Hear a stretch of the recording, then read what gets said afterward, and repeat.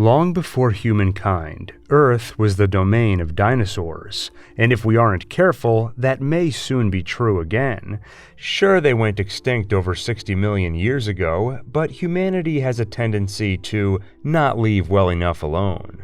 Like John Hammond and his business partner Benjamin Lockwood, both shared a dream of bringing the giant reptiles back through cloning technology.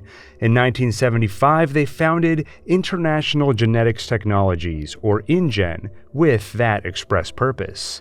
Now, to clone dinosaurs, they would need dinosaur DNA. That's where the mosquitoes come in. The insects were around back then too, and fed on dinosaur blood. And sometimes after biting a dinosaur, they would land on a tree and get stuck in the sap. Over time, it would harden and fossilize.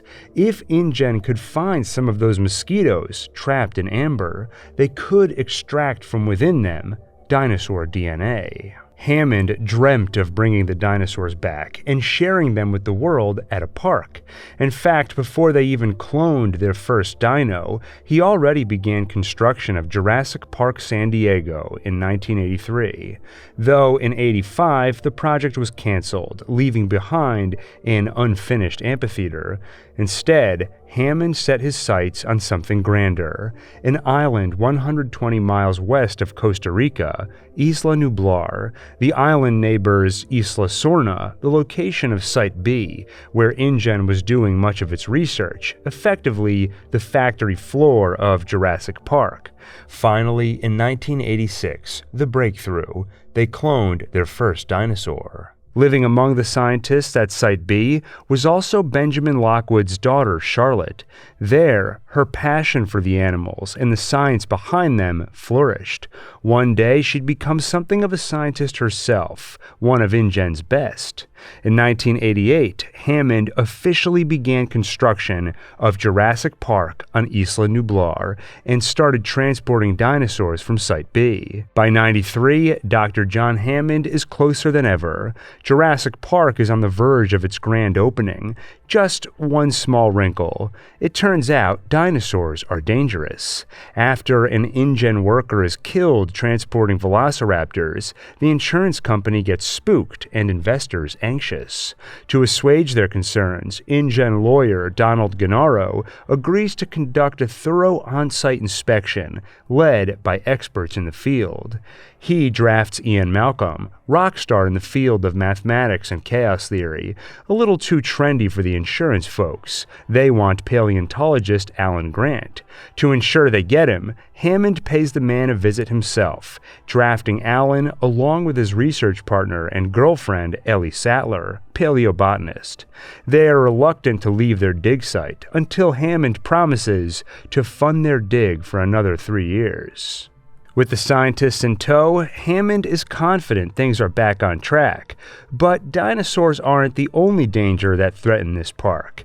There is also people. One in particular, Dennis Nedry. As InGen's chief programmer, he feels underappreciated and underpaid, so he's decided to supplement his work with a higher-paying gig: corporate espionage. He meets with a representative of Biosyn, one of InGen's competitors.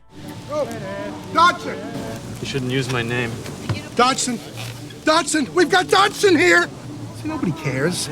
For a hefty sum, Dennis agrees to steal viable dinosaur embryos by hiding them in a container hidden in a can of Barbasol. Meanwhile, the scientists arrive at Isla Nublar. For Sattler and Grant, it's a sight to behold.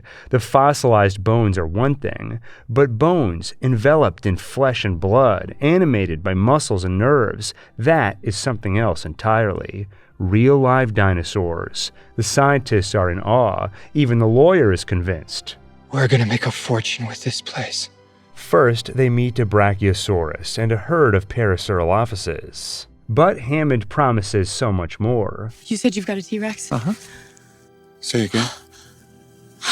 We have a T-Rex. They get a tour of the facility and an explanation of the science, courtesy of Mr. DNA. They learn how a lot of the dino DNA was incomplete, how they filled in the gaps with frog DNA, Chief Geneticist Dr. Henry Wu's idea.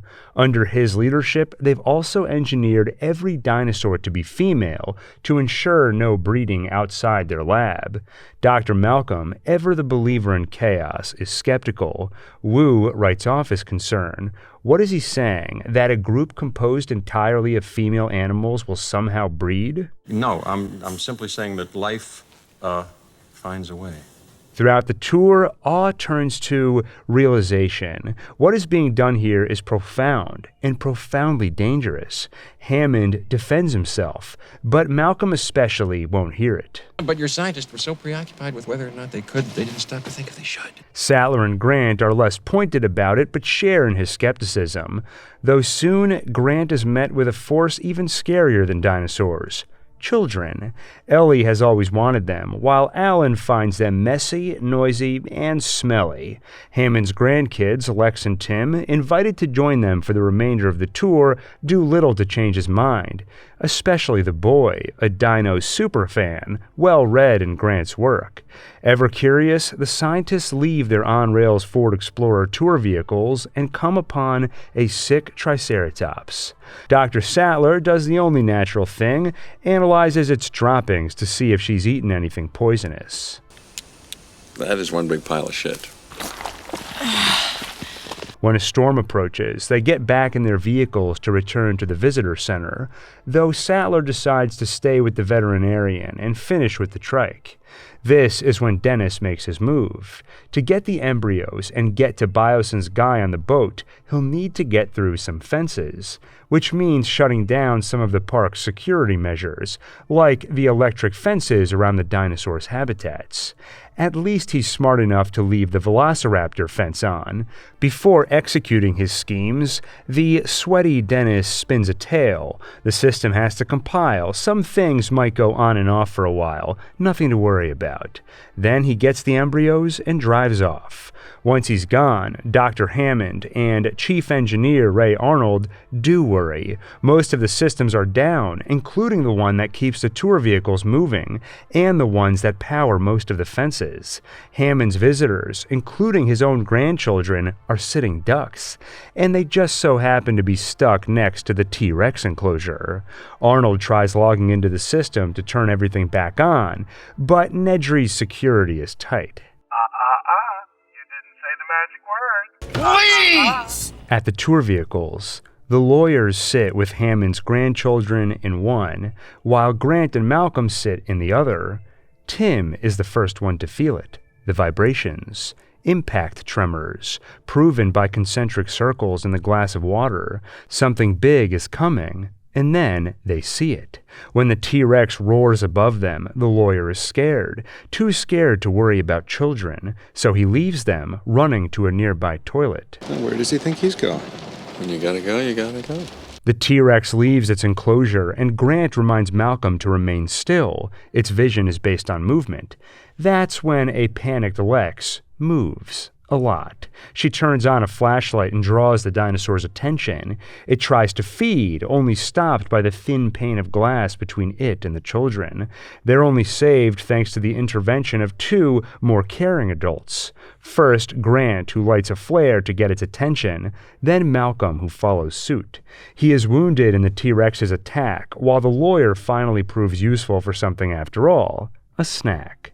After that, Grant gets to the kids and barely survives by dangling off the side of a concrete wall with Lex holding onto him. The T-Rex knocks their car over the ledge with Tim in it.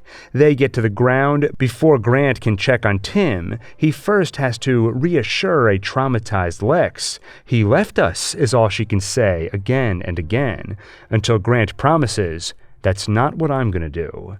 But not everyone on this island has the survivor's instinct. There's also the likes of Nedry, who crashes in the rain and meets the Dilophosaurus. It spits poison in his eyes and eats him alive.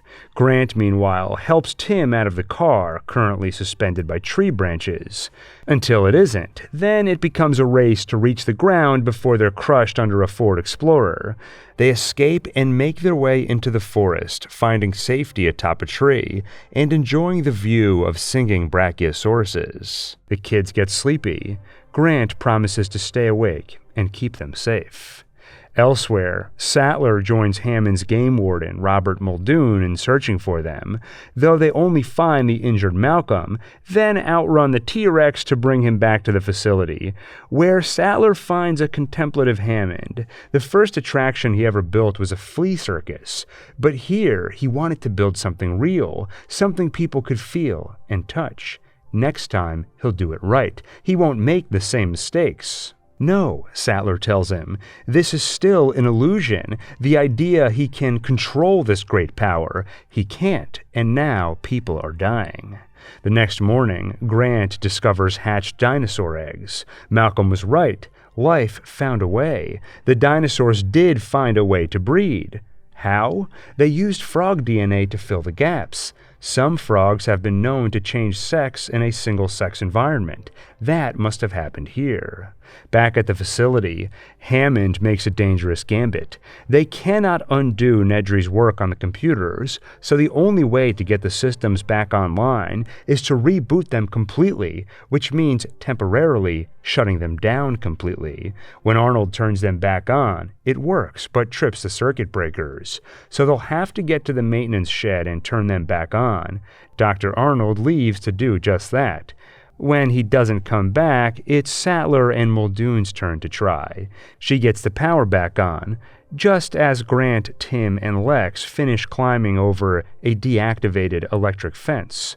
Only Tim doesn't make it off before she reactivates them. There's trouble at the shed, too, because velociraptors are smart enough to have escaped their fence in the brief time Arnold had the power down. Once the lights come on, Sattler sees them and what's left of Arnold. She escapes, in part thanks to Muldoon's sacrifice, keeping at least two of the velociraptors busy. While he trains his gun on one, the other takes him out. Clever girl. At the fence, Grant quickly administers CPR and manages to give Tim back his breath. After that, they reach the visitor center. Grant briefly leaves the kids and finds Sattler outside, while inside, the velociraptors find the kids. And apparently they've learned to open doors. But while they are smart, they aren't that smart. One bumps his head chasing a reflection. For a moment, the kids have the upper hand. They trap one in a freezer, and the others chase them while they join Grant and Sattler heading toward the control room.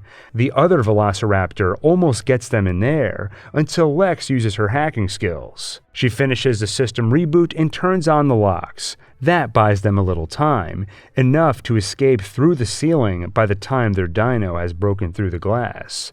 They get to the other room, where the velociraptors corner them again, until the T-Rex shows up, turning those predators into prey. It chews up the velociraptors while the humans escape.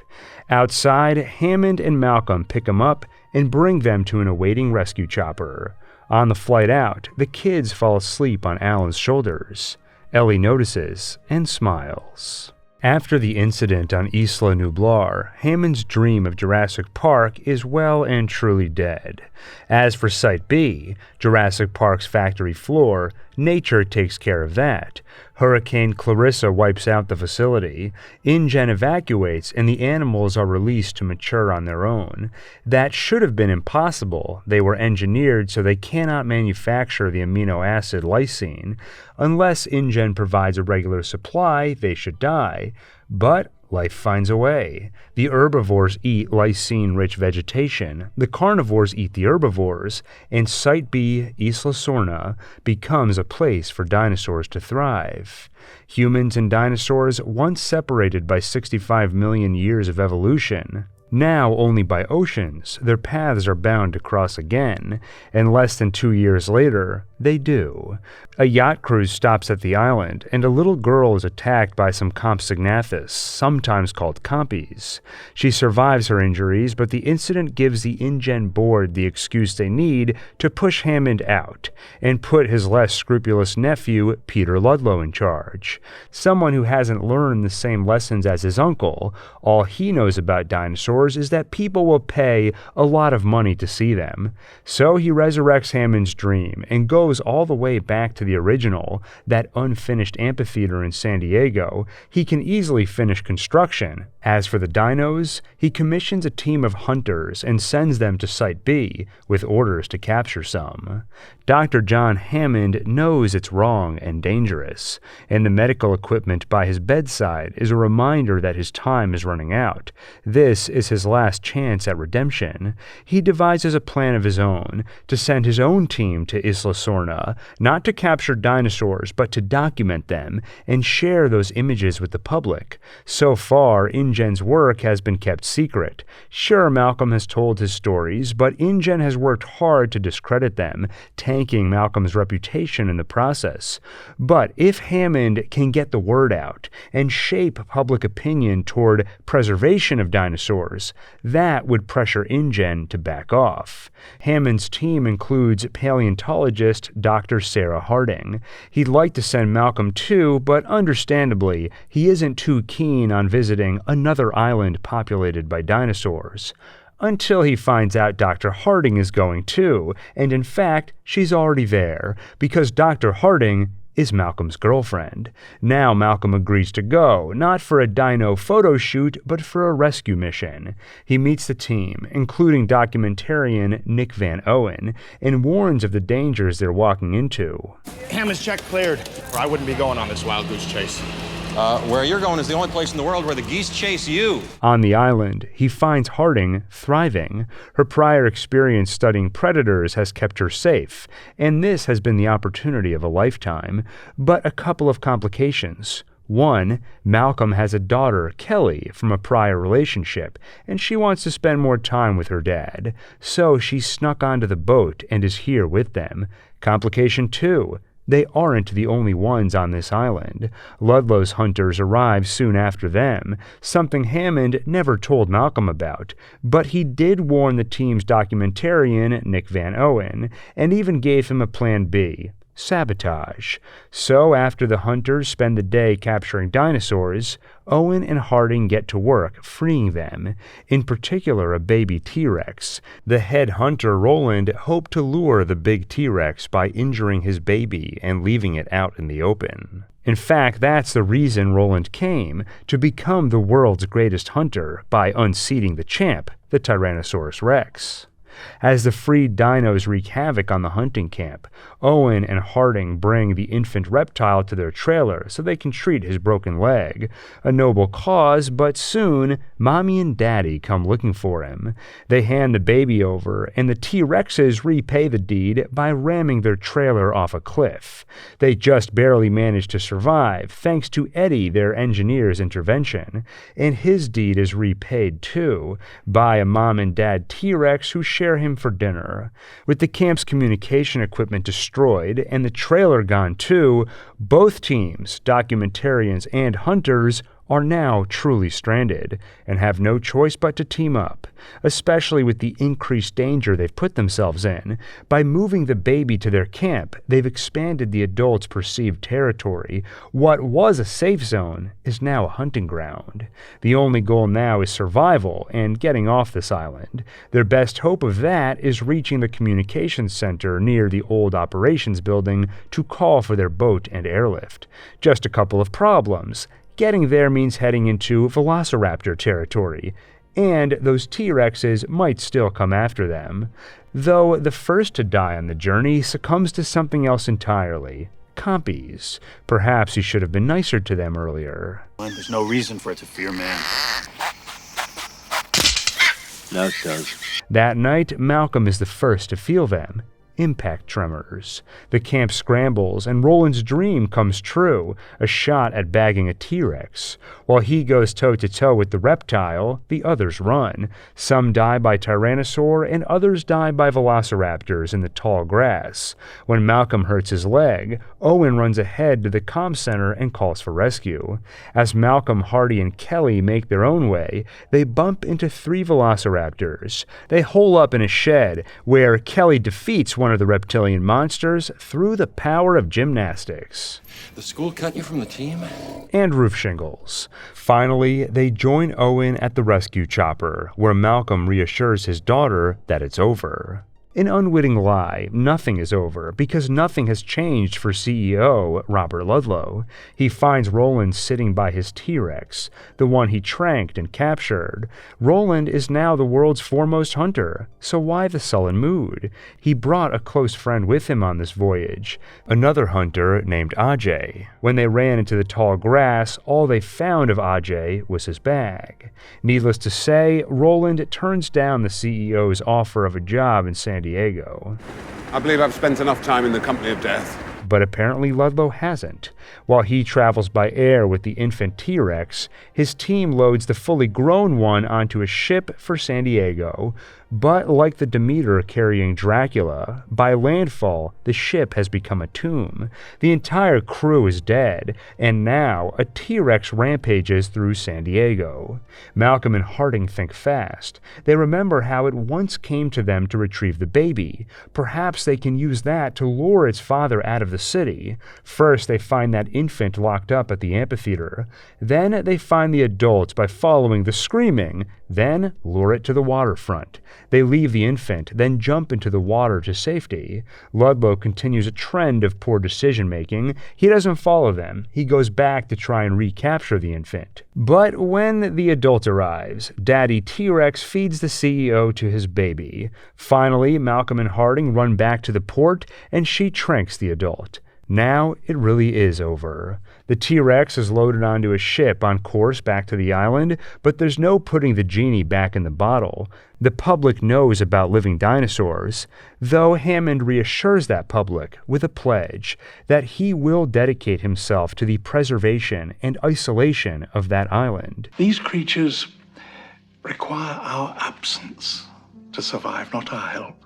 And if we could only step aside and trust in nature, life will find a way. But stepping aside, trusting in nature, isn't exactly human nature. With InGen in disarray, the company is acquired by billionaire entrepreneur and CEO of Masrani Global Corporation, Simon Masrani. He is the man Dr. Hammond trusts with his dying wish. Masrani quickly gathers experts from his own company, along with Dr. Henry Wu from InGen, to plan a new theme park on Isla Nublar, grander than any Hammond ever dreamed of. Soon, the idea is born for a theme park called Jurassic World. In the meantime, with word out on Isla Sorna after the incident in '97, the prospect of seeing real live dinosaurs is enticing. For some, enticing enough to break the law, like Ben Hildebrand, who takes his girlfriend's son Eric parasailing there just off the coast. Their hopes of seeing dinos are realized and then some. When those on the boat are killed, Ben and Eric are forced to land on the island, where Ben is promptly killed too, leaving the boy to survive on his own. His parents, Paul and Amanda Kirby, once estranged, now forced together by circumstance, stage a rescue. First, they try the right way, but get no help. Costa Rica calls it a no-flying zone, and the U.S. Embassy says to accept the inevitable. Instead, they turn their sights to someone who's been there before, Dr. Alan Grant. Though if they'd done their research, they'd know Grant was on Isla Nublar, not Sorna, and they'd know what he tells people when asked if he'd ever go to that island. No force on earth or heaven could get me on that island. In the 8 years since his visit to Jurassic Park, much has stayed the same for Grant. He still spends his days digging up fossils. Much has changed, too. It's no longer Ellie Sattler who digs with him. Now it's his protege, Billy Brennan. He is still close with her, but only as a friend. She's married to State Department employee Mark Degler. They have 2 kids, and she's become an author. Despite his near-death experiences with the creature, Grant is still fascinated by dinosaurs, velociraptors in particular. Based on their sophisticated resonating chambers, he theorizes they might have actually had a complex vocabulary. Maybe they were smarter than we thought, smarter than primates. In fact, if not for the events that wiped them out, maybe it would have been raptors, not humans, as the Earth's dominant species. Soon, Grant will have a second chance at finding out for himself, because soon he'll find out that he's a liar. There is one thing that can get him back to the island: a blank check. The Kirbys offer him all the money he could want to accompany them on a visit to Isla Sorna.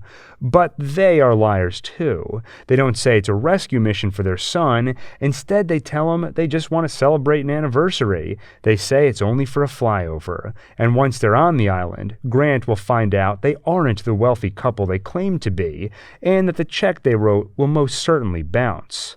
On the way there, Grant meets one of his talking raptors. Alan. In a dream. In reality, they land. Grant and Billy realize they've been deceived, but too late to turn around, because once they meet the Spinosaurus, they're left with half a plane, 2 dead mercenaries, and the Kirbys, plus their booking agent Udesky. As for the Spinosaurus, it leaves the people alone once it finds bigger prey, a T-Rex. Now, nothing to do but head for the coast and hope they find the Kirby's son Eric along the way. A prospect that seems even more remote once they find Amanda's dead boyfriend. At least Billy helps himself to the man's parasail, in case it comes in handy. He also helps himself to something else: a couple of raptor eggs. They would be worth a fortune and could fund his and Alan's dig for another 10 years. But he also knows Alan would never approve of it, so Billy keeps quiet about the eggs. Soon they come upon one of InGen's old cloning facilities, and a real live raptor, where Alan gets to witness its problem-solving abilities and vocalization when it calls for help. As that help arrives, they escape into a Parasaurolophus and Cretaceous herd. Billy and the Kirbys escape into the trees. The raptors can't climb, so they try something else: wound Udesky and leave him out to lure the humans down. When that fails, they kill him instead. That's when they spot Grant. All 4 reptiles surround him. He's a goner until smoke bombs and rescue from a young boy. Eric Kirby, alive after all. He brings Grant to the hideout where he's been surviving for 8 weeks. While the man catches his breath, they talk, and when he finds out the kid is a fan of his books, he only has one question. Did you read Malcolm's book? Yeah. So? I don't know. I mean, it was kind of preachy. It seemed like the guy was kind of high on himself. After that, both groups, Grant and Eric, Billy and Eric's parents, make their way toward the coast. Soon they reunite on either side of a fence before that Spinosaurus makes a reappearance. It chases them into another facility, where Grant has a disappointing realization. Billy is no better than InGen, endangering everyone with their good intentions. He stole raptor eggs. He put a target on their backs. That's why the raptors were after them. Grant tells the kid what he thinks of him and how disappointed he is. Nevertheless, they continue on toward the coast. Along the way, they hit some fog that makes it hard to tell where they are, until they spot the pteranodons and realize they're in a birdcage. When Eric is taken, that parasail finally comes in handy. Billy flies after him and rescues the boy. Eric makes it out of the cage with Grant and his parents. Billy doesn't. After that, Grant regrets what he said to him, and he knows it wasn't true. Billy was a good man who simply made one impulsive mistake. But it's too late for all that. Best they can do now is survive. Soon, they find something that might help. When the Spinosaurus ate the pilot, he also ate the satellite phone the pilot was holding, a phone that survives the dinosaur's digestive process.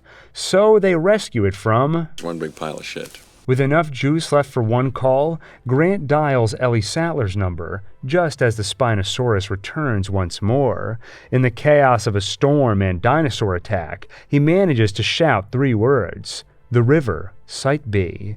They survive the attack, but come daybreak, the raptors come back for those eggs. They hand the eggs over, but that isn't enough. Then Grant remembers something else he packed. Back at the dig site, Billy was showing him some new technology and 3D printed him a Velociraptor resonating chamber. Blowing into it creates confusion. It buys them time enough for the helicopters and boats to arrive. It turns out Sattler heard enough on that call and was able to send help. All the noise scares off the raptors, and finally, they are rescued. On the helicopter, Grant gets more good news. They weren't the first ones the rescue party discovered. They found someone else too, wounded but alive. Grant's protege, Billy Brennan. A happy ending for Grant. For the dinosaurs, a new beginning. Construction of Jurassic World begins the following year. It's completed by 2004, and in 2005, the grand opening. Visitors from around the world come to Isla Nublar for a stay at Jurassic World. 2 years later, humanity achieves another milestone, though this one is left out of the public eye. Human cloning. The discovery is made by Charlotte Lockwood, who makes a clone of herself and carries that clone in her own womb. After the birth of her daughter clone Maisie, Charlotte finds out she herself has a genetic disorder and will not live long, meaning the life she has just welcomed into the world will suffer a similar fate. Not if she can help it. Charlotte changes Maisie's DNA, altering every cell in her body to eradicate the disease. Charlotte won't get to live a full life, but perhaps Maisie will. That same year, Dr. Henry Wu achieves a milestone of his own, creating the world's first hybrid dinosaur. It's a mix of Carnotaurus, T-Rex, Velociraptor, tree frog, and scorpion fish. But while Wu sees a marvel of science, Masrani sees a monster. The Scorpius Rex is too ugly to put on display. Soon, even Wu himself has to admit the twisted thing is a failure. Its mind is fragmented and unpredictable, one moment placid, the next extremely aggressive. Masrani orders it destroyed, but Wu instead puts it in cryogenic suspension until he can determine what exactly went wrong. In 2012, after years of speculation and evidence on raptor intelligence, Masrani finally decides to research it head-on and see if that intelligence could be put to use. He places the head of InGen Security, Vic Hoskins, in charge to oversee Owen Grady, ex-Navy and animal behaviorist. He begins his work with infant raptors, becoming their caretaker, trainer, and alpha. He bonds with one in particular, a raptor he names Blue. She's the beta of the group, and with her loyalty won, he has her 3 sisters' loyalty too. With their mutual respect, he's able to guide and command them, though his safety is never guaranteed. By 2015, revenue at Jurassic World continues to climb, but operating costs are higher than ever, and the truth is, people just aren't impressed by dinosaurs anymore. The people demand more, so it's been up to Dr. Henry Wu to continue his work on hybrids. Despite the failure of the Scorpius, eventually he succeeds with the Indominus Rex, a genetic mix of Tyrannosaurus Rex, and, well, the rest is classified. All in all, a beast that has never before walked this earth. And Wu's research isn't just to sell more tickets at a zoo. He's also been working closely with Hoskins, who has gone a bit outside his charter on the Raptor intelligence program. Witnessing Owen's success training raptors, Hoskins has the idea that raptors could be more than theme park attractions. They could be used as weapons. They could be used to win wars, something Owen, along with his friend and assistant Barry, strongly oppose. But not everyone is jaded to dinosaurs. For some, they are still a source of wonder. For some, visiting Jurassic World would be a dream come true. Like the 12-year-old Darius. He finally gets his chance in 2015 by beating a nearly unwinnable Jurassic Park VR game using his expertise and research on dinosaurs. That win earns him an invitation from Mr. DNA himself to be part of a small, exclusive group of kids at the new Camp Cretaceous. The only way he could be happier is if his father came with him, but the velociraptor tooth Darius wears around his neck will have to do, the one his father left him when he passed. At the camp, he's joined by 5 other VIPs. He's the only one who earned the invite by winning a game. The others were invited thanks to connections. There's the rich kid Kenji, whose dad invested in condos on Isla Nublar, Brooklyn, the social media influencer, Sammy, whose family ranch provides beef to Jurassic World, Ben, the son of an employee at the park, and Yasmina, the track star sponsored by the park. Once they arrive, the camp does not disappoint, ziplining over dinos, sneaking out at night, falling in the raptor pen, barely escaping with their lives, all the fun and troublemaking you'd expect, the kind that turns strangers into close friends. They even visit the research lab where they meet Dr. Henry Wu, and more troublemaking. Brooklyn snoops in his office and finds classified files on the new Indominus Rex. Meanwhile, Darius and Kenji outrun a Carnotaurus after sneaking into its enclosure. All in all, another great day. It's about day 3 when the counselors Dave and Roxy figure things are definitely not going well. They take the kids out in gyrospheres to observe a herd. When a storm hits, the kids almost get themselves killed rescuing a panicked Sinoceratops. So come day 4, they call Miss Claire Deering, park operations manager. She was planning to have her 2 nephews join the camp today, but the counselors are now thinking that's not the best idea. Further, they either need more staff, or all these kids should be sent home for their own safety. With Claire's mailbox full, Dave and Roxy instead head off to see her in person, leaving the kids alone. Though Claire is a little busy right now, welcoming to the park Mr. Masrani, CEO of Masrani Global Corporation, owner of InGen. He's here to witness the fruits of their genetic labor, the Indominus Rex. He quickly appreciates how dangerous this beast can be, so he asks Claire to bring in Owen Grady from the Raptor Intelligence Program to have a look and see if they're missing anything. Do they need to install any other protections? It's a slightly awkward reunion. The two have been on one date and never saw each other again after some personality mismatch, a polite way of saying he showed up to the date in board shorts. At the Indominus Rex enclosure, Owen sees problems already. The animal has been raised in captivity and isolation, not the best recipe for a functional member of the animal kingdom. But where is the Indominus? They don't see it in the enclosure, and on the wall, claw marks. It must have climbed out. Owen and another worker enter the cage. That's how it escapes. Apparently, it has camouflage abilities, courtesy of some cuttlefish genes added to help withstand an accelerated growth rate. It even hides from their thermal scanner thanks to tree frog's ability to modulate their infrared output.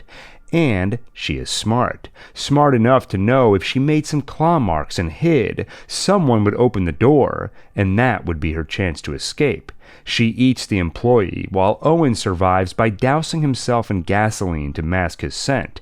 And now, the Indominus Rex is loose. As it begins a 4-mile trek to the closest attraction, where plenty of warm, delicious bodies await, the Camp Cretaceous kids hear its roar and, left without adult supervision, indulge their curiosity. They make their way to a nearby observation tower, just before the Indominus arrives. It's the perfect spot to witness its second helping of human, as it swallows 2 employees. The kids escape their fate as dessert thanks to a conveniently placed zipline. intertwine.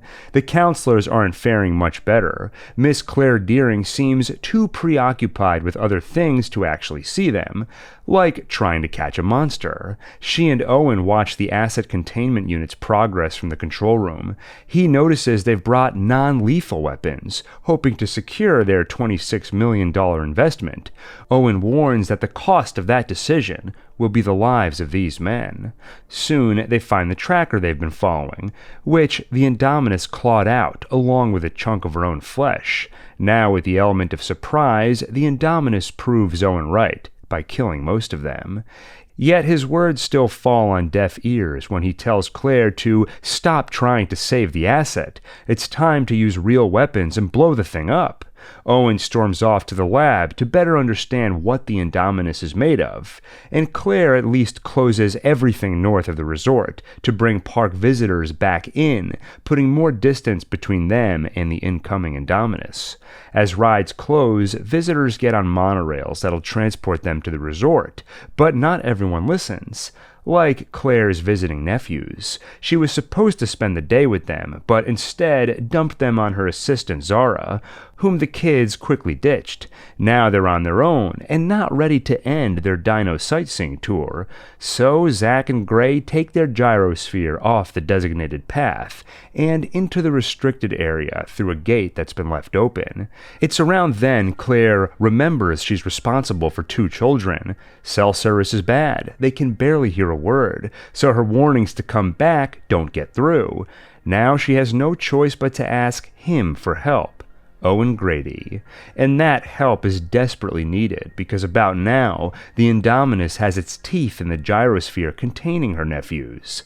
Continuing the tradition started 20 years ago by Tim and Lex, they survive only thanks to the glass between them and those teeth. The boys run until they reach a waterfall and jump into the water below, which means the Indominus is off to terrorize some other children, the ones attending the failed before it started Camp Cretaceous.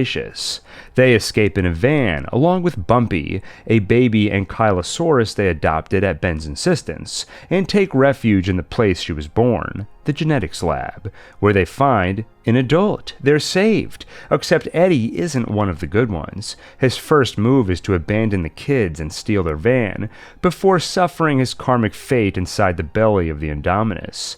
Then the kids get past her, back into the van, and make their way toward the main park. Now they're really saved, but not all is well. A simmering tension boils over. Brooklyn hasn't been able to find her phone, until now, hidden in Sammy's pocket. Why? She's been harboring a secret. Before this, Sammy's family ranch ran into some trouble, so her parents borrowed money from some people who turned out to be a front for InGen rival Manticorp. The company threatened her family. They'll lose everything unless they use Sammy to spy on InGen through her camp invite. Her parents refused, but Sammy accepted the deal behind their back, taking it upon herself to do some corporate espionage to save the ranch. She took Brooklyn's phone because it contained evidence of her snooping, a video where she could be seen taking samples in the background. Meanwhile, Owen and Claire begin their search for her nephews and find a killing field, where one Apatosaurus still clings to life. The Indominus didn't eat them. It killed for sport.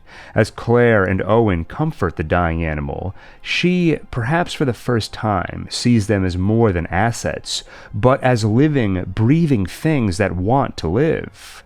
On another part of the island, her nephews discover an old storage shed, and in it, some Jeep Wranglers. They drive off in Jeep 29, the same one Hammond rode 22 years ago. Owen and Claire get there just after they've left, and before they can help themselves to a Jeep, the Indominus arrives. They barely manage to escape, while above them, Masrani has gone in with the troops, piloting a helicopter himself and going after the Indominus, this time with real guns. He flies over Owen and Claire, and past the Camp Cretaceous kids, before the Indominus puts a hole in the aviary. The now freed pteranodons take down the chopper, killing Masrani in the resulting crash. The campers make their way toward the main park using Jurassic World's river tour, treating them to the sight of parasaurolophuses with bioluminescence genes courtesy of Dr. Wu. Zack and Gray make their way too, outrunning pteranodons in their Jeep. By the time they reach the main park, it's a feast for the flying dinos. That's when Zara pays the karmic price of babysitter negligence. She's tossed between pteranodons until the water-dwelling Mosasaurus swallows the one holding her in its clutches, treating the massive thing to a meal of pteranodon with a dash of Zara. One almost gets Owen until Claire shoots it off him, and they kiss. It seems the thrill of battle has reignited that romantic spark, and finally, Claire spots her nephews. But that's just about the only good news. Back at the control room, Hoskins takes over in the wake of Masrani's death, and he has some new orders. To him, the raging Indominus is an opportunity to test a new weapon, Owen's trained raptors. He announces that they will send the raptors out to capture the Indominus. Meanwhile, park visitors clear the area. By the time it's emptied out, Darius and his friends arrive in what they quickly realize is the Mosasaurus enclosure. They narrowly survive the encounter, and as the sun goes down, Brooklyn starts to forgive Sammy for stealing her phone. The girl feels bad, their lives are on the line, and holding a grudge just starts to make less sense.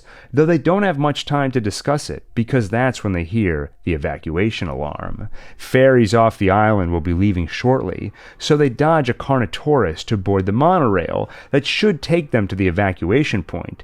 Except the lights on the train attract pteranodons. They quickly smash the lights to go dark, and a new problem. There's a crashed train up ahead. Someone has to climb out the window to break into the control room and direct their own train onto the other track to avoid crashing. The usually cowardly Ben decides to make a change, to face his fears. He climbs out the window and gets it done. His reward for saving them all? One of those pteranodons returns and grabs him. Darius rescues him from its clutches, but can't save him from falling off the tracks. It's a long way down. They have to accept he's gone. Though they'll later learn he isn't. After falling off the train, he was grabbed by more pteranodons, who proceeded to drop him again, but from a less lethal distance. For the other kids, a more pressing matter. Changing tracks sent them off in the wrong direction. They're now speeding away from the evacuation point. So when the track dips up ahead, they do like Ben and leap from the train. Elsewhere, Owen leads his velociraptors in search for the Indominus. He isn't a fan of Hoskins' deranged plan to use velociraptors to hunt the Indominus, but it'll happen with or without him. So Owen gives the raptors her scent and sets them loose. It works at first. The raptors do find the Indominus. Just one problem. They never told Owen about the genes that make up the Indominus's proprietary blend, and now he learns why. The Indominus is part raptor. It speaks their language, and easily replaces Owen as the alpha. Her first orders? Kill the humans. Owen escapes with Claire and the children, while most of Hoskins' soldiers die, either by Indominus or Raptor, though Hoskins ensures that his deal with Dr. Wu remains intact, by sending him off the island with embryos to continue their work on living weapons. Soon after that, Owen, Claire, and the kids arrive at the lab, where they find Hoskins cleaning up their work, collecting what he can. He rants about nature's perfect weapons until one shows up, a velociraptor. She teaches Hoskins an old lesson. Yes, nature is powerful, and it cannot be controlled. While he's devoured, the others run. Outside, they're surrounded by raptors, and Owen reminds Blue that they're friends. This time when the Indominus arrives, the raptors fight her. When that isn't enough, Claire runs for reinforcements. A T-Rex, one who still wears her scars from a fight with raptors 22 years ago.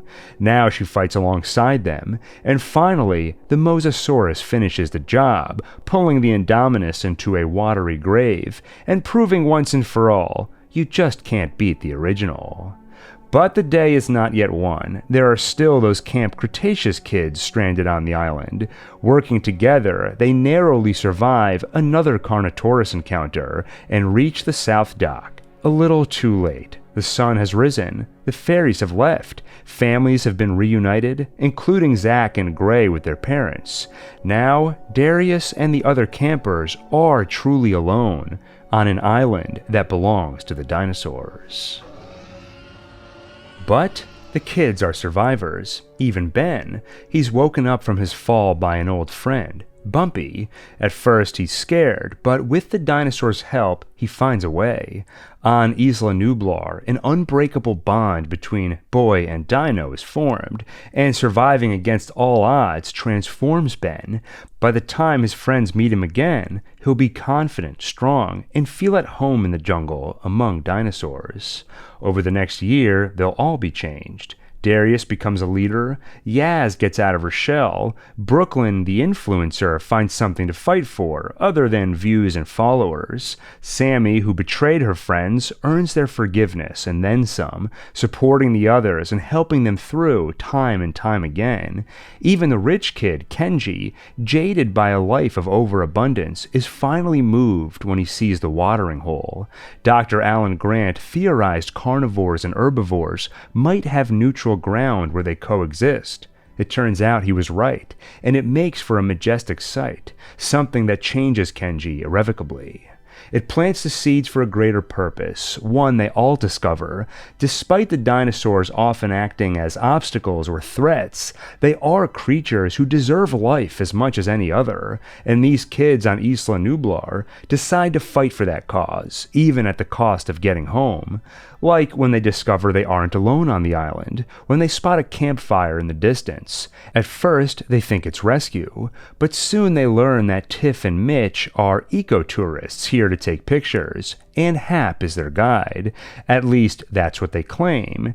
Darius especially, in search of a father figure after the loss of his own, wants to believe it, despite all evidence to the contrary, but eventually, even he has to admit it's true.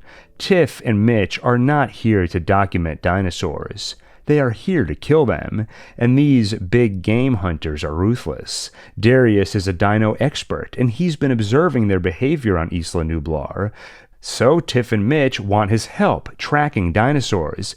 If he provides it, they'll provide a way home. The children have to make a choice, one they'll have to make a few more times after this, too. Go home to safety, or protect the dinosaurs. They choose the latter. It's around then Ben returns, and thanks to genetic modifications by Wu that accelerate growth, Bumpy has matured to adulthood and makes for a powerful ally. Even Hap, who turns out to be less of a guide and more of a mercenary, turns on his employers when he finds out they're willing to threaten children. He even gives up his own life to save them, and in the end, the kids do stop the hunters. As for the hunters themselves, Tiff and Mitch, they turn out to be better prey than predators. With the hunters dead, the campers help themselves to their yacht, one that's in need of fuel, supplies, and repairs, but once that's all done, it should be able to get them home. In the meantime, they have a new threat to deal with. While battling Tiff and Mitch, the campers had made their way to the backup power facility, where they managed to restore power, but in their meddling, they unknowingly did something else too. Liberated a monster, Wu's failed hybrid, the Scorpius Rex. Surviving the twisted thing takes everything they've got. One of them almost doesn't. Sammy is shot by one of its quills, and is only saved when they manage to grab the antidote from Wu's lab just in time. Things only get harder from there, when it turns out the tree frog DNA has granted the Scorpius an ability to reproduce asexually. Now there are two of them, and now the campers have to make that choice again. They could escape on the yacht unscathed, but Darius knows what they'd be leaving behind. So the campers take on the monsters, and with unexpected assistance from a certain blue Raptor, manage to drop the visitor center on them before escaping to the yacht. But they don't get far before helicopters surround them and order them back to the docks. 6 months after the Indominus rampaged through Jurassic World, Dr. Wu has brought a team back to the island with a dual purpose. 1. Retrieve a DNA sample of the fallen Indominus, something they do achieve, with one casualty thanks to a certain scarred T-Rex and that always hungry Mosasaurus. And 2. Retrieve Wu's private laptop with all his notes, from which he can continue his deranged research. The kids make it their mission to ensure that never happens, and they do accomplish that mission, but it nearly tears them apart.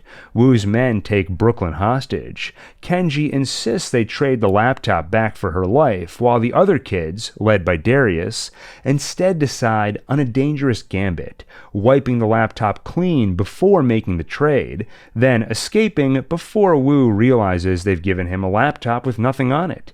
The plan works. Wu leaves the island with an empty laptop, but his team did get that Indominus rib bone, and that's enough for him to continue his work on hybrids. And though the campers' plan worked, it'll take Kenji time to forgive Darius for gambling with the life of a close friend. Of course, it was all in cooperation with Brooklyn. It was a risk she was willing to take, but there's a reason Kenji is so upset. Surviving together, against all odds, has a way of bringing people close together. As friends, and maybe more than that too. Kenji has fallen for Brooklyn, and the risk of losing her was too much. The 6 of them, however, are still close friends, and soon Kenji finds a way to forgive Darius, and soon they have bigger problems anyway, like that Mosasaurus which wrecks their yacht, leaving them stranded on a new island. At least this one doesn't have dinosaurs, but it does have other prehistoric animals, like the saber-toothed Smilodon. It also has invisible walls, killer robots, and yes, dinosaurs after all. When the kids find Dr. May Turner, they get some idea what's happening. Those invisible walls are part of a high-tech facility containing various biomes where she can research dinosaur behavior. The robots are bio-robotic assistance droids, or BRADs, used to monitor the island and kill unauthorized life forms. Unfortunately, all this work is top secret, so the island is kept off the grid. There is no contact with the outside world, meaning Dr. May Turner cannot call for rescue. They can only wait for the next supply plane. And more unfortunate news when they find out who runs this facility. Manticorp, the company which blackmailed Sammy to do some corporate espionage on their behalf. May is unaware of their misdeeds and doesn't know what they're really up to on this island. She's just here to do research. But soon it becomes clear. This is another one of those times where the kids have to choose. Go home or save dinosaurs. As always, they choose the latter. It turns out the real plan for this island is to breed dinosaurs, to have them fight to entertain the highest bidders. May's boss, Cash, is on the island too, monitoring from his own facility, and he turns out to be ruthless, willing to kill May or any of the kids if they get in his way. As these truths unfold, May quickly turns against him and fights alongside the campers instead. Working together, they get Darius inside Cash's facility, where he gets a hold of the man's phone and calls his older brother Brandon, just before Cash takes the phone back and hangs up. Thinking fast, Darius tells Cash he was the sole survivor of a shipwreck and makes himself useful, becoming Cash's assistant. Now the campers and May have a man on the inside who can help stop Cash, and thanks to that phone call, Brandon now knows his brother is alive. But it'll be some time before they make it off the island, and perhaps more importantly, they have an evil plot to foil, one even more sinister than they realized. Not only is Cash breeding dinos to fight for entertainment, but he's also developed a chip that effectively controls their minds. It's based on a technology May developed to communicate with them by replicating various dinosaur vocalizations, but Cash has taken it much further. Now, using a remote control, dinosaurs can be piloted and wielded as weapons. That's one shocking revelation. And soon, another. Kenji confesses his feelings to Brooklyn, and she feels the same way. They become a couple, though the next revelation tests the strength of those feelings, because Cash's boss arrives on the island, and it turns out to be Daniel Kahn, Kenji's father. At first, it seems like good news. Mr. Kahn must not have been aware of Cash's nefarious deeds here, and Mr. Kahn promises he'll get the campers home safely. He just needs a little time first. Of course, Kenji wants to believe it. Bad enough he deludes himself into trusting his father, but the others, even his now girlfriend Brooklyn, see through the ruse. Mr. Kahn is fully aware of what's happening on Manticorp's secret island, and he proves just as ruthless as Cash. Some unsavory investors will soon arrive on the island for a demonstration of their dinosaur mind control tech. To ensure it's ready, Kahn forces May to help Cash, and he does it by threatening her. Get it done, or I'll hurt the kids.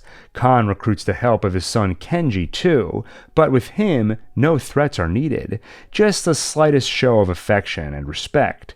Kenji grew up without much of either, so the hope of winning his father's approval is too much to turn down, even when it means turning his back on his friends. Friends who meddle with Mr. Kahn's plans and ensure the demonstration for those investors goes poorly. In fact, most of them are eaten. Even Cash himself ends up Raptor food. But one investor survives, and her buyer is definitely interested in that tech. That buyer? Biosyn, InGen's rival company, the one that sent Louis Dodgson to conspire with Dennis Nedry all those years ago. Since then, he's moved up the ranks to become CEO, and soon he will arrive on Isla Nublar for a demonstration of Manticorp's dino control tech. In the meantime, Mr. Kahn and his son head over to the island themselves to prepare. As for Kenji's old friends, they're imprisoned under the watchful eye of those killer robots. Kahn finds they escape shortly after their captors leave the island. Not only that, but they disable the robots, destroy all the dino control chips, erase the chip schematics so they can't manufacture anymore, and change the system password to lock out the Kahns. Meanwhile, on Isla Nublar, Dodgson finds the trip to be a fruitful one. The tech is incredible, and he even finds that old can of Barbasol, the one Nedry filled with stolen embryos over 20 years ago. Dodgson is impressed enough he makes a deal. In a few weeks, Kahn will deliver him control chips and some additional DNA samples. With that, Dodgson leaves the island, and Kenji finally learns what makes his father happy. Money. Kenji helped with the demonstration for Dodgson. He helped capture dinos for control by lending the expertise he forged on Isla Nublar. The bottom line, Kenji was imperative for securing the deal. That's why his father now gives those things Kenji never had before. Affection. Pride. And now Kenji sees his friends were right. His father is not a good man. That's further confirmed when he spots one of his father's recent acquisitions, Bumpy. Kenji asked him not to take the dino, and his father agreed, but it was a lie. He is not a sentimental man, and he won't tolerate it from his son. Further, Bumpy will make for a good hostage if Mr. Kahn needs to motivate Kenji's old friends once they return to Manticorp's island. Maybe it's too late to make amends. Regardless, Kenji dedicates himself to doing what's right. First, by helping May escape, so Mr. Kahn can no longer force her to work on dino control tech, and when he returns to the other island with his father, he officially turns on him, working instead with his friends, who are reluctant to welcome him back. Despite their differences, the friends work together. They free Bumpy, but fail at their other mission. Apparently, the control chip schematics were backed up on a flash drive. The kids tried to find it before Mr. Kahn and his mercenaries, but they didn't get it done. Now it's in Mr. Kahn's hands. Except the kids changed the system password earlier. Without it, he can't get to the schematics. A minor obstacle for a man like Mr. Khan. He and his mercenaries sick their mind-controlled Spinosaurus on Darius. When Kenji sees his friend's life under threat, he breaks. He tells his dad the password. Just like that, Khan sends the command to begin manufacturing more chips, and he starts closing loose ends. Like Darius, he orders a Spinosaurus to finish the job, but before the dino can eat Kenji's friend, Big Edie shows up, a T-Rex Darius has helped out on more than one occasion. Then a new problem. Alarms go off as the chip manufacturing sends the island's systems into overdrive. The whole base will blow any minute, and anyone left on the island will die. Mr. Khan makes a break for it. When Kenji refuses to join him, Mr. Khan goes on his own, leaving his own son behind to die with the rest of Camp Cretaceous. But it was all a ruse. The kids faked the system overload and faked the alarms, all to scare Mr. Khan off and stop the manufacture of those chips. Then, more good news. That call Darius made to his older brother was not wasted. After finding out his brother was alive, Brandon found the only two people who'd believe him, the kids' old camp counselors, Dave and Roxy. The three of them came to Isla Nublar and found May after Kenji helped her escape, and now they've come to Manticorp's Island to rescue the surviving children, who the public will soon dub the Nublar 6. It's a happy ending all around. With evidence provided by May, Mr. Khan is thrown in jail, but even without a father, Kenji isn't alone. He's adopted into Darius's family and gets back together with Brooklyn, and they aren't the only couple to come out of the Nublar 6. Yaz and Sammy also discovered feelings for one another, and in these recent chaotic days, found time to confess them. As for Manticorp's secret island and all the dinosaurs who reside there, Kenji keeps it open as a sanctuary where they can live freely and in peace. The same, however, cannot be said for the dinos over on Isla Nublar. The dormant volcano on the island has become active. It'll soon erupt and send the dinosaurs back into extinction, something Dr. Ian Malcolm advocates for. It was never humanity's job to bring the beasts back. And now, nature is course-correcting. The government takes his advice, but not everyone feels the same way. Like Claire Deering, who after her experience at Jurassic World, founded the Dinosaur Protection Group. Then there are others who want to save the dinosaurs for more nefarious purposes. Like Eli Mills, he manages the estate of John Hammond's old business partner, Benjamin Lockwood. Lockwood hopes to save the dinosaurs and relocate them to a sanctuary. To him, this would be redemption for his and Hammond's affront to nature. And it would mean living up to Hammond's final dream, to provide the creatures an isolated place to live. As he said, they require our absence, not our help. Mills promises to help. He promises to get as many as he can off Isla Nublar, but he is only using Lockwood for his means and resources. In truth, Mills has reactivated the lab beneath the Lockwood estate, where Hammond and Lockwood first extracted dinosaur DNA from the amber. Now, Mills has Wu working down there, and he's already succeeded in creating a successor to the Indominus. Using DNA extracted from that rib bone, he's created the Indoraptor. Mills' hope is to create the ultimate weapon and sell it to the top bidder. Only problem is that the Indoraptor now lacks empathy and obedience. Wu has an idea how to fix that. Owen Grady once trained a raptor who had both of those traits, a raptor named Blue. If Mills could capture Blue, Wu could use her DNA to create another Indoraptor, which would recognize Blue as its mother, and it would adopt her traits. So Mills gathers a team of hunters led by the ruthless Ken Wheatley and sends them to Isla Nublar. Lockwood thinks Mills is sending them to rescue dinosaurs and bring them to the sanctuary. In truth, They're going to capture Blue for the new Indoraptor and grab a bunch of other dinosaurs while they're at it, so the creatures can be put up for sale at auction to raise seed money. It'll be a tough job, but it would be a lot easier if they could use Jurassic World's old tracking system, which connects to chips in every dinosaur on the island. Only to access that system, they need the handprint of the park's old operations manager, Claire, and to get Blue, they'll need the Raptor's old trainer, Owen. The two no longer have a personal relationship after Owen decided he wanted to live out of a van and Claire decided she didn't, but when Mills sells them a story about saving dinosaurs and saving Blue, the two bite. They join Wheatley on his operation at Isla Nublar, along with Franklin and Zia, a systems analyst and paleo-veterinarian from Claire's dinosaur protection group.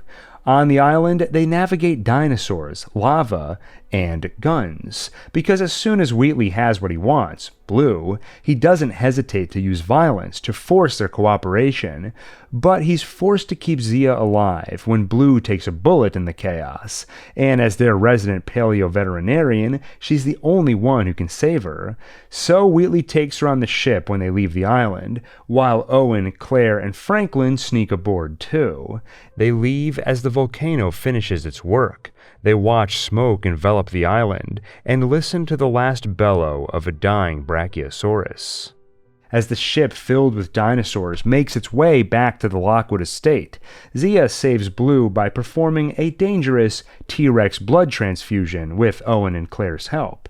At the estate, while Mills awaits his prize from Isla Nublar, things have not been going well at home. Lockwood's granddaughter Maisie, who happens to be a clone of his deceased daughter Charlotte, has been snooping around and found out what Mills is really up to. She told her grandfather, and now he confronts Mills himself, and he tells Mills to call the police.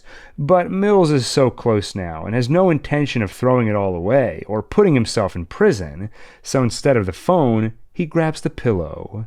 With Lockwood dead, no one will stand in Mills' way, not even Claire or Owen, who are quickly captured upon their arrival at the estate. With all these matters settled, the auction begins. Mills' captured dinosaurs from Isla Nublar are showed off to a room of nefarious investors, who are especially taken with the prototype, Wu's Indoraptor, trained to respond to a laser pointed at any target. Mills watches the money pile up. This night could not have gone any better, except he's made one crucial error. He put Claire and Owen in a cell next to the hard-headed Stygimoloch, who makes for a good battering ram, one that responds to Owen's whistles. They break out of the cell and break into the auction, bringing it to an early end. Once the room is cleared, Wheatley sees an opportunity to add to his growing dinosaur tooth collection. He's never taken one from an Indoraptor, so he tranks the creature, opens the cage, and the thing is smart. It was only playing unconscious. Now, it eats Wheatley, escapes the cage, and helps itself to an elevator full of investors. Owen and Claire, meanwhile, run into Maisie, who has just discovered her grandpa's body. She knows Owen from videos she watched of his training raptors. She knows she can trust him and Claire to help stop Mills. When they run into Mills himself, he reveals the truth to Maisie, that she is a clone of her mother. The conversation is quickly interrupted by the Indoraptor. The humans who aren't killed scatter, flee, and evacuate.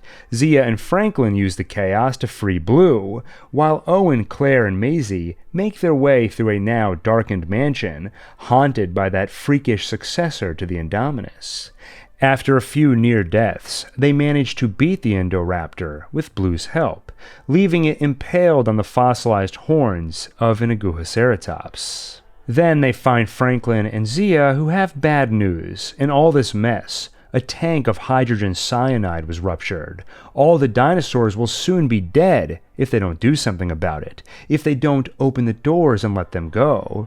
But they're not on an island anymore. Opening those doors means letting dinosaurs loose in California. Claire almost pushes the button, but can't bring herself to do it. Maisie, on the other hand, a clone herself, who sees the dinosaurs as a kindred spirit, she can push that button. As the herd makes their way out of the mansion, Eli Mills, attempting to flee with the Indominus rib in hand, is eaten by an old T-Rex, the one who fought the Indominus just 3 years ago, and a pack of Raptors 25 years ago. Finally, Owen, Claire, and Maisie head outside, where they spot Blue. Owen promises to take her back somewhere safe, but she has no interest in getting back in a cage.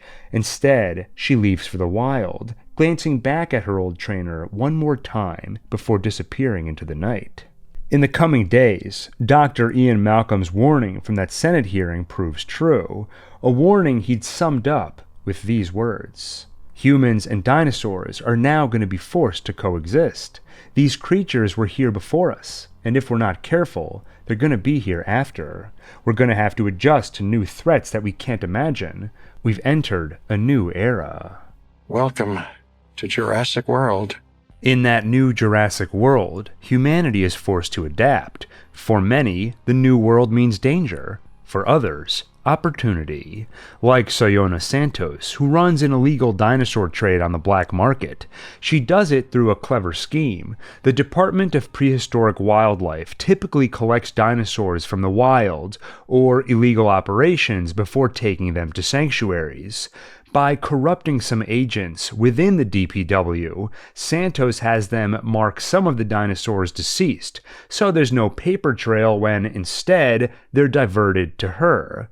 Of course, her dealings do not go unnoticed by the authorities, like Owen's old partner Barry, who now works for French intelligence. Aside from the authorities, there are also just people who care, like Brooklyn of the famed Nublar 6. Her time on Isla Nublar and Manticorp's secret island 6 years ago left her transformed. She's no longer an influencer famous for unboxing videos. Instead, she's become an investigative journalist, and she's become obsessed with her work. So much so, she's become isolated from her friends, and even her boyfriend, Kenji.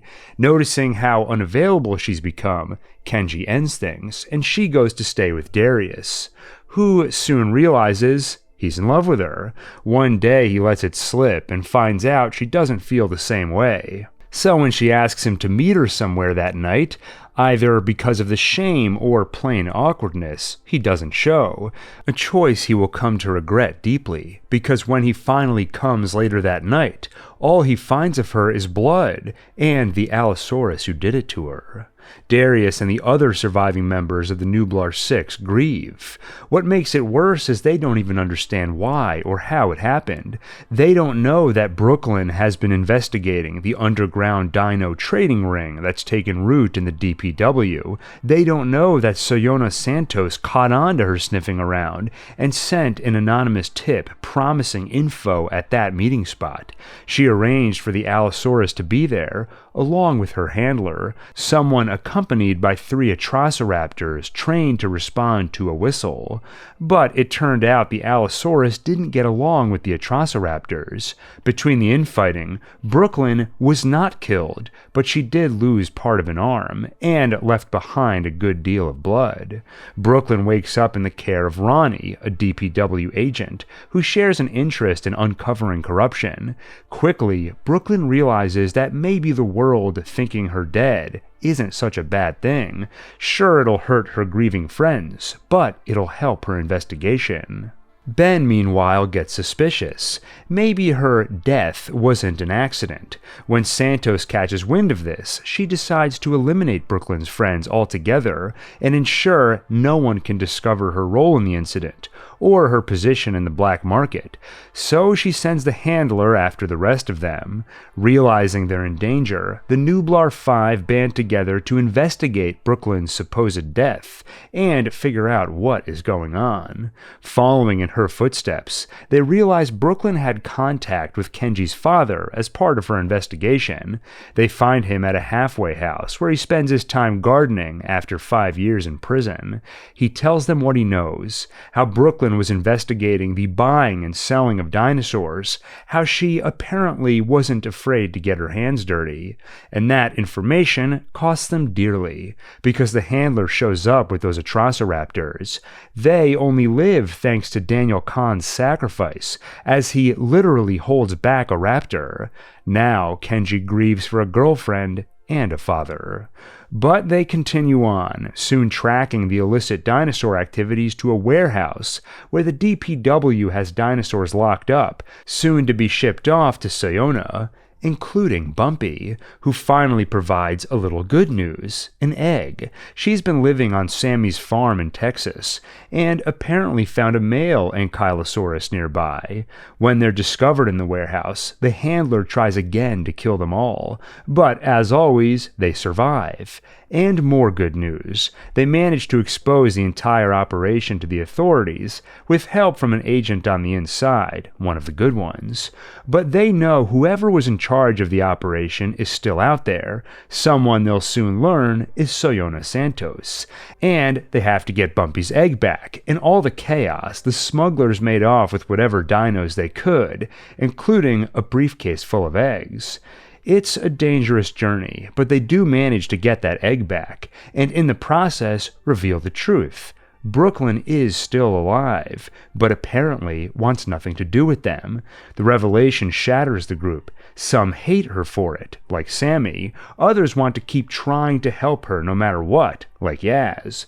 The difference of opinion becomes more than that, and too much. They break up, and the group splinters. Kenji and Sammy decide they'll leave Brooklyn to her own devices. They'll go home, while Yaz, Darius, and Ben will continue on. The only good among all this is that Bumpy's egg did finally hatch, revealing a son they named Smoothie. As for Brooklyn herself, she's been busy, at first investigating Sayona Santos, but soon working for her. Sayona knows who Brooklyn is, but the girl pretends she's had a change of heart. She feels abandoned by her friends, and losing an arm to the Allosaurus has left her with a hatred for dinosaurs. So why not profit by exploiting them? She's ready to join the dino trade and work for Sayona, despite the hit she put out on her. After all, it was just business.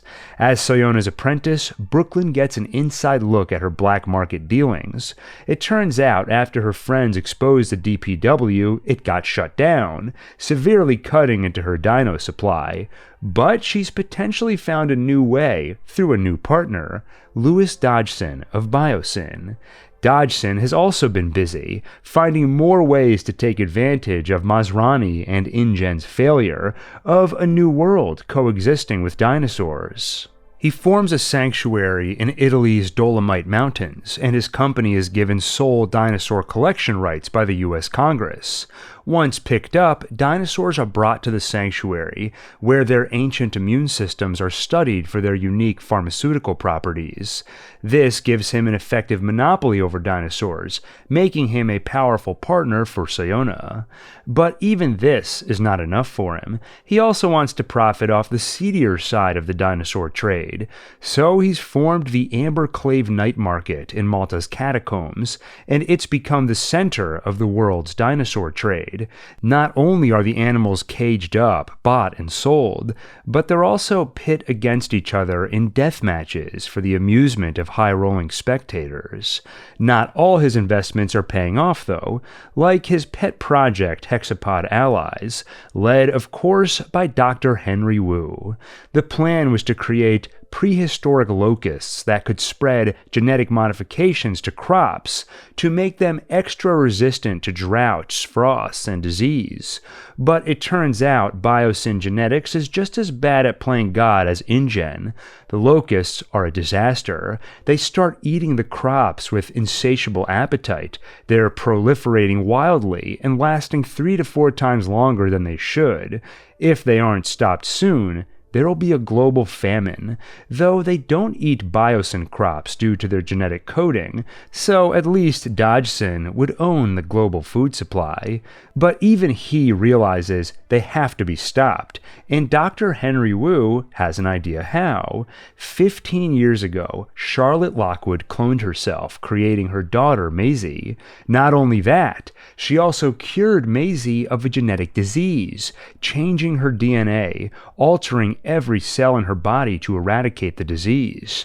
No one on Earth has ever known how to do that, but if Wu could study Maisie's DNA, he could replicate Charlotte's methods and create a pathogen that will spread to every locust in the swarm, just like Charlotte's modification that spread to every cell in Maisie's body. So Louis Dodgson makes it his mission to track her down, along with another child. Beta, the raptor Blue, has apparently reproduced asexually thanks to her monitor lizard DNA, a creature that can reproduce without a mate, same as Maisie, whose mother also had no mate. To understand her, Wu needs both. Two creatures produced by asexual reproduction, one whose DNA was changed to cure a disease, Maisie, and the other's whose was left intact, Beta. With both, Wu could unlock the secret to Charlotte's incredible methodology. To kidnap the infant dinosaur and teenaged human, Dodgson turns to his unsavory new partner, Sayona Santos. He asks her to kidnap them both, so she dispatches one of her contacts, poacher Rain Delacourt. What does she get out of the deal? Well, Dodgson is planning to give her control over the Amberclave night market, meaning she will get a healthy stream of dinosaurs to replace what she lost when the DPW shut down, and he can profit off the black market while maintaining Biosyn's squeaky clean image. Brooklyn observes all their scheming and is already thinking of ways to stop them. And she isn't the only one. There's also Ellie Sattler, now a paleobotanist. She's noticed the oversized locusts devouring crops, and she's noticed the only ones they avoid, those which grew from biosyn seed. The implication is obvious. They're behind this, but to prove it, she'll need to get into biosyn's facilities. And that is the easy part. She already has an invitation from their resident philosopher, Dr. Ian Malcolm. Malcolm himself has noticed something rotten at Biosyn and implied as much in his invitation.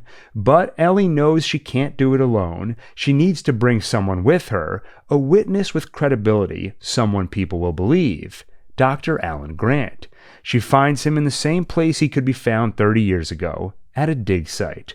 Most of the world has moved on from bones now that the real thing is walking around, but Alan hasn't moved on from fossils, and he hasn't moved on from Ellie, who he's less than devastated to find out is divorced from Mark. She's a sight for sore eyes, and though Alan is hesitant to embark on another dino-themed adventure, he agrees to join her. Before long, they find themselves in the Dolomite Mountains, where Biosyn's sanctuary contains most of the dinosaurs off Nublar and Sorna, including Dr. Ian Malcolm, just finishing up another lecture on the unforeseen consequences of meddling with genetics. After that, he quietly tells Ellie where to find the lab containing the locusts, and hands over the key she'll need to get inside. And they aren't the only ones whose ire Dodgson has attracted. There's also Claire Deering and Owen Grady. The two have been living at a cabin in Sierra Nevada, raising Maisie as their own child, while keeping her safe by keeping her sheltered. As the world's first human clone, there are many who want to find her and study her. Today is when that fear is finally realized. Rain Delacourt, hired by Sayona Santos, tracks them down, and despite Owen's best efforts, Delacourt leaves with everything he came for, the two miracles of genetic science, Maisie and Beta. After that, the parents move fast to get her back. Claire reaches out to her old friend Franklin, who's been recruited by the CIA.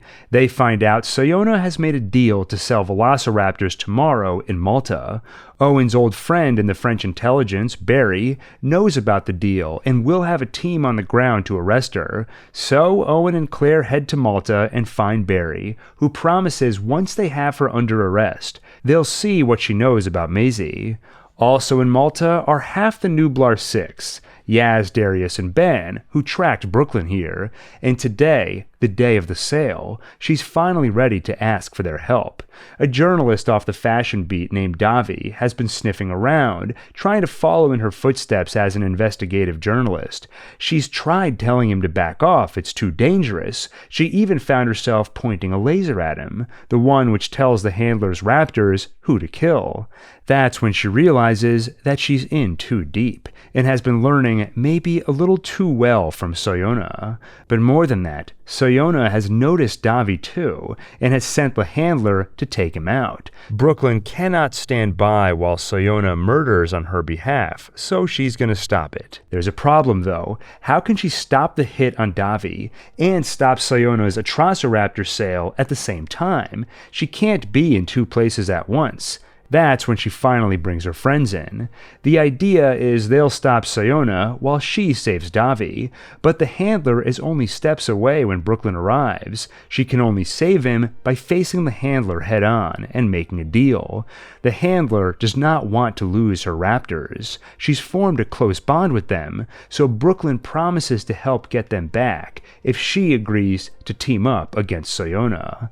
That's how Brooklyn and the handler end up hiding in Soyona's truck with those raptors when she meets with Delacourt to make the exchange.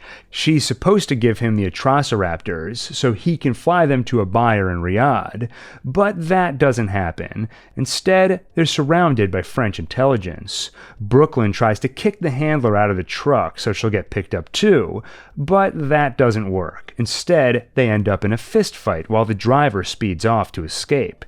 As bullets fly, Delacourt gets the same idea and makes a break for it, but he kidnapped Owen's daughter. Owen will not let him go. They fight among dinosaurs in the market. Once he's caught between the jaws of a young Lystrosaurus and a Carnotaurus, Owen takes the opportunity to question him and finds out Maisie is with Soyona. That's when the Baryonyx bites his head off.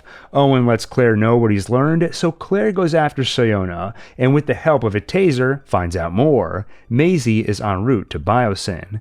Then Soyona, with the help of a raptor and laser pointer, escapes. Back to the market, where she finds Owen and Barry. Brooklyn watches from under some debris where her truck crashed as Barry places Soyona under arrest, while Soyona quietly activates that laser pointer again, sending Owen into a motorcycle street race with Atrociraptors.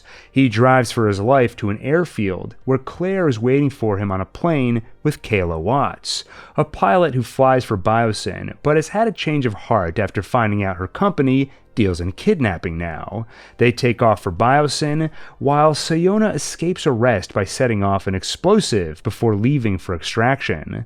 The handler goes after her, and once Brooklyn manages to free herself, she follows too.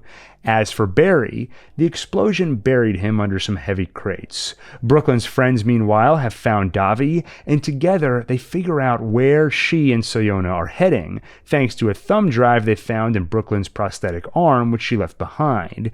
On it is a file containing Soyona's extraction plans, including a helicopter.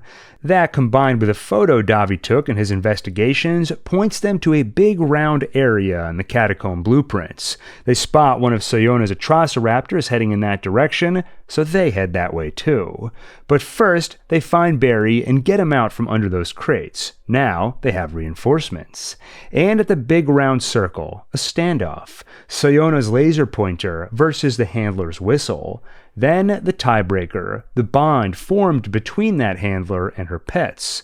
The Atrociraptors turn on Soyona, though the handler has underestimated her. Raptors are not the only dinosaurs Biosyn trained. That's when Soyona reveals the Carnotaurus on her side. So it's a good old-fashioned dinosaur battle, 4 Atrociraptors against 1 Carnotaurus. When one of the raptors ends up dead, the others get scared. The handler puts herself between them and the bigger dinosaur. Once it eats her, the other raptors run off. Now time for Soyona to escape, until Brooklyn finally decides to end her undercover gig and get back to her friends. She stalls by playing along. long enough for the rest of them to arrive with Barry and French intelligence at their side. The Carnotaurus is tranked, and Sayona is finally placed under arrest. But these 4 of the Nublar 6 aren't finished. Biosyn trained those Raptors and Carnotaurus, and they'll keep training more assassin dinos unless they put a stop to it. So next stop, Biosyn. Meanwhile, in Italy, their other friends, Kenji Sammy and Ben's girlfriend Gia, have been on an adventure of their own. Before heading to the airport, they got caught up protecting civilians from a rogue Pyroraptor, which escaped that Biosyn sanctuary in the Dolomite Mountains. And apparently, when the DPW was busted, Bumpy was never taken home to Texas. Instead, she was also taken to that sanctuary. So that's where they will go too. Now, both fragments of the Nublar 6 are set on the same course. Ben, Darius, Yaz, and Brooklyn to stop assassin dinosaurs, Kenji and Sammy to reunite Smoothie with his mother, Bumpy. All are heading to Biosyn, the same place Owen and Claire are heading to rescue their daughter, the same place where Ellie and Alan are now on a tour, waiting for the opportunity to slip away, to find those locusts. Thankfully, Biosyn's communications director and Dodgson's right-hand man, Ramsey Cole, is in on their plot to stop the illicit activities, so he provides that opportunity. They easily get to the lab, but as they take their locust sample, Maisie breaks out Beta and escapes from under Wu and Dodgson's watch, which sets off the alarm, which sets off the locusts, forcing Ellie and Alan to retreat from the swarm. When they bump into Maisie, who quickly recognizes they're on the same side, so they work together. Above them, Kayla arrives in Biosyn airspace with Owen and Claire. So, Dodgson orders the aerial deterrent system turned off, so nothing will keep the Quetzalcoatlus away. The flying dinosaur takes down their plane, and they only have one ejecting chair. Owen reminds Claire, "You're her mom. You're her only shot." He reminds her that he loves her and promises to see her again before she pulls the lever and lands in the forest, while Kayla and Owen crash land in icy water, where they have to slowly traverse the ice while avoiding a rogue Pyroraptor, perhaps the same one 2 of the Nublar 6 chased off. In the forest, they have to get past 2 apex predators, the Giganotosaurus, the world's largest carnivore, and its rival, the old T-Rex off Isla Nublar. Inside the facility, Ramsey sends Alan, Ellie, and Maisie onto the Hyperloop train, which will take them to the airfield for takeoff. Now that they have the locust sample, they have everything they need to prove Dodgson responsible for the epidemic, something Dodgson cannot allow. So he shuts off power to the Hyperloop pod, stranding them in the old amber mines inside the mountain. After getting fired by Dodgson for helping Alan and Ellie, Malcolm quickly leaves to do it again, heading into the mines with Ramsey's help. And it turns out to be just in time, because they were all about to become Dimetrodon food. As night falls, Owen and Kayla find Claire by a research outpost, then see something strange, a swarm of flaming locusts. It seems Dodgson tried to burn the evidence, but they escaped, and now it's raining fire, which sends Malcolm and company's vehicle careening off the road when they happen to crash land by that same outpost. And now both generations of Jurassic adventurers are united. The new, Owen, Claire, Kayla, and Maisie, and the old, Alan, Ellie, and Malcolm, and they have little time for introductions as the Giganotosaurus approaches. Don't move. Then, 29 years after Grant and Malcolm saved a couple of kids by attracting a dinosaur with a flare, Malcolm does it again with a flaming locust before tossing it into the dinosaur's mouth. Together, they fight off the beast, then hole up in the outpost as the place burns down around them. Now, time to find a way out of the sanctuary, and Kayla knows how. She knows where to find a helicopter, but to fly it out, they'll also have to turn the aerial deterrent system back on to clear the air of dinosaurs. While they head to the control room, Dodgson packs his things, including that old Barbasol can. He turns to Ramsey for help, only to realize Ramsey, his right-hand man, was never on his side. So Dodgson is alone, and Ramsey instead helps Owen, Claire, and the others. Not just to get the power back on, but also to rescue Beta. After all, Owen did promise Blue he'd get her back. You made a promise. to a dinosaur. Alan and Maisie, using Owen's tried and true hand-up calming maneuver, keep Beta's focus while he tranquilizes her. Ellie and Claire, guided by Malcolm and Ramsey, redirect power to the ADS, which, as a bonus, shuts off power to Dodgson's Hyperloop, stranding him in the dark, where he dies just like Dennis Nedry 3 decades ago, eaten by Dilophosauruses next to a can of Barbasol. Finally, Kayla finds the helicopter, and before the team leaves, Dr. Henry Wu finds them. Him? Not him. Not him. It's always him. Is that a dinosaur on your shoulder? Yeah. Why? But Wu is done causing trouble. All he wants to do is unlock Maisie's DNA and use the same tech to spread change from one locust to the entire swarm. He joins them at the chopper, just one big problem, the Giganotosaurus, until that T-Rex, with help from a Therizinosaurus, avenges her 65-million-year-old fallen predecessor, the one killed by a Giganotosaurus, then fed upon by a mosquito, ultimately preserving her DNA in amber. The battle is won, not just for the T-Rex, but the humans too, who escape on that helicopter. The sun rises, and they all prepare for what comes next in their lives. Ellie is going to take the locust sample back to her lab, then to her contact at the Times. She invites Alan to come with her, unless he has to get back to his dig, and that's when years of regret finally boil over. Ellie, I am coming with you. And they kiss. In the coming days, they all testify, along with Ramsey Cole, who blows the whistle on Biosyn. Dr. Henry Wu, using Charlotte Lockwood's discovery, stops the locust epidemic. By UN decree, Biosyn Valley is designated a global sanctuary, and in that sanctuary, the old T-Rex is joined by a couple of others, mates whose infant was treated by Dr. Ian Malcolm and his then-girlfriend Dr. Harding over 20 years ago on Isla Sorna. And back in Sierra Nevada, Beta is returned to her mother, Blue, who gives her old trainer a look, as though silently thanking him for returning her child. For now, that's where the story ends, but Jurassic World Rebirth is on the way, along with more chaos theory, so as always, stay tuned for future timeline updates. With that, thank you for watching, and see you on the next One Take.